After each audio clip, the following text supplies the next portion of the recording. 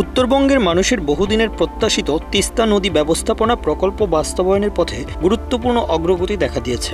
বাংলাদেশ সরকারের দীর্ঘমেয়াদী পরিকল্পনার অংশ হিসেবে এবার এই প্রকল্প বাস্তবায়নে সহযোগিতার হাত বাড়িয়ে দিয়েছে চীন। প্রকল্পটি বাস্তবায়িত হলে তিস্তা নদীর ভাঙন রোধ, পানির সংরক্ষণ, সেচ ব্যবস্থার উন্নয়ন এবং পরিবেশ সুরক্ষার একটি গেম চেঞ্জার প্রভাব ফেলবে বলে মনে করছেন সংশ্লিষ্ট বিশেষজ্ঞরা।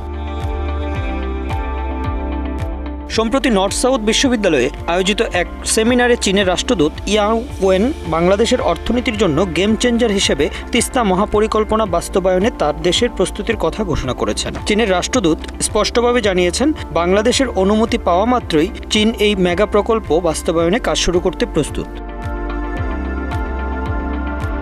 নদীতীর সংরক্ষণ, বাঁধ নির্মাণ, আধুনিক সেচ অবকাঠামো গড়ে তোলা এবং নদীভিত্তিক পরিবেশ বান্ধব পর্যটন কেন্দ্র নির্মাণের পরিকল্পনা রয়েছে। প্রায় $1 বিলিয়ন এই প্রকল্পটি চীনের অর্থায়নে বাস্তবায়ন হবে এবং এতে চীনা প্রকৌশলী ও প্রযুক্তিগত বিশেষজ্ঞরাও যুক্ত থাকবেন। বাংলাদেশ পানি উন্নয়ন বোর্ড এবং চীনের সংশ্লিষ্ট প্রতিষ্ঠান এই প্রকল্প বাস্তবায়নের দায়িত্বে থাকবে।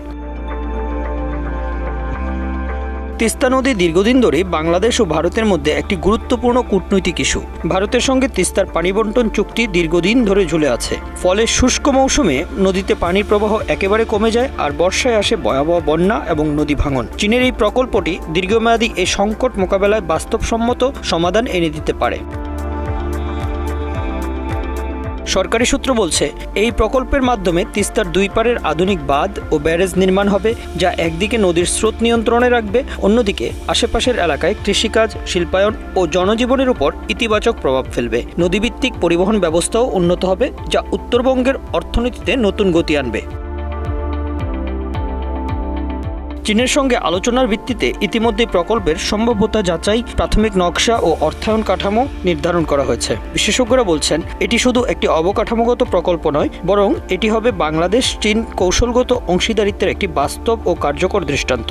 একই সঙ্গে এটি বাংলাদেশ সরকারের উত্তরাঞ্চলের উন্নয়ন পরিকল্পনার অংশ হিসেবেও বিবেচিত হচ্ছে। Bangla affairs news desk.